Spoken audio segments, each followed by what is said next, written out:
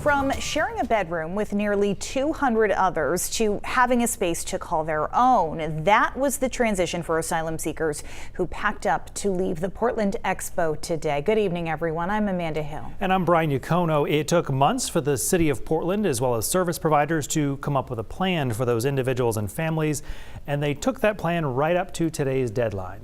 Those asylum seekers are now staying at 2 hotels, one in Lewiston, one in Freeport. News Center Maine's Jack Mulmid and Alex Haskell have our team coverage tonight. And Jack, you were actually there this morning when those buses showed up in Portland.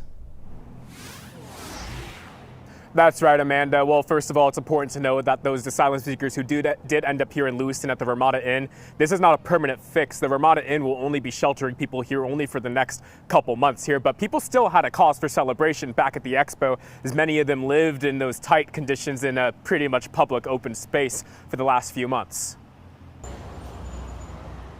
This is a day nearly 200 people have waited on for months. So he said he's extremely happy.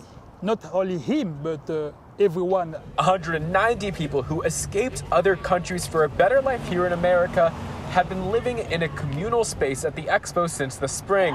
No privacy and sleeping on cots. Finally, it's move-out day. Je suis vraiment heureux. He's very happy. This is Toto Kene Capitan. You may remember him from June.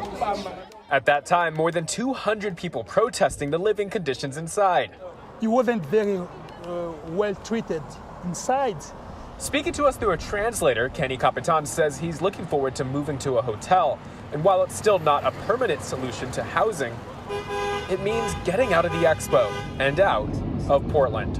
Some of the families ending up in Lewiston at the Ramada Inn. Resettling as best they can, now comes the new challenge: finding enough housing for all of these people. It is a long process. It is a long, especially nowadays. Abrao Celatino was an asylum seeker here 6 years ago, and he's now working to help families in central Maine connect to housing just like he was able to do.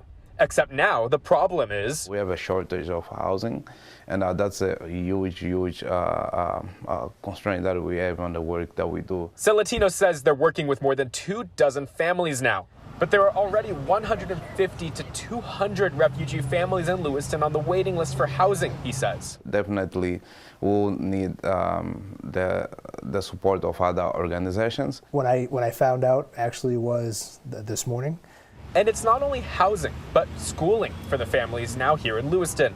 Lewiston School Superintendent Jake Langlis says it's hard for a student to stay engaged with schooling when they don't know where they'll live next. The city of Lewiston says the hotel agreement is set to end in November. Regardless of your age of development, it's a real challenge. And so I could see this being pretty complicated when we hit whatever that date is in November or what have you.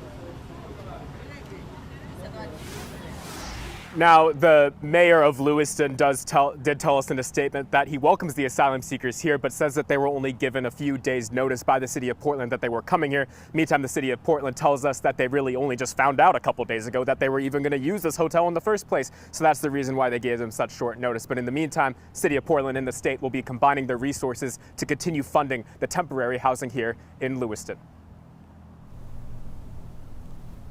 Jack Mulmid live for us in Lewiston tonight. Thanks for tracking the big story. And it is to Freeport we go next.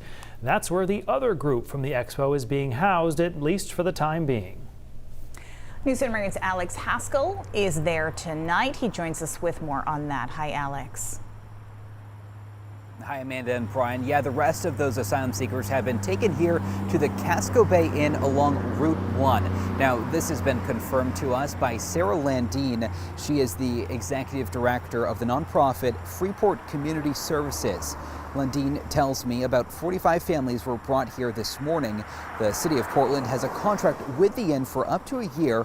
Landine says Portland is providing a majority of resources needed on site for the families, which is a relief because she says they don't have enough resources to help everyone, but they are happy to help out where and when they can. We've been really clear with Portland that we're happy to help in ways within our mission, but we are not in a position to expand beyond that.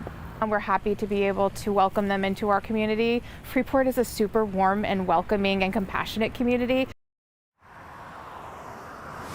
And the asylum seekers appear to be settling in well here. We've seen kids playing in front of the windows and some adults walking around. Brian and Amanda. Alex Haskell live in Freeport, and we saw Jack Molmid live in Lewiston earlier.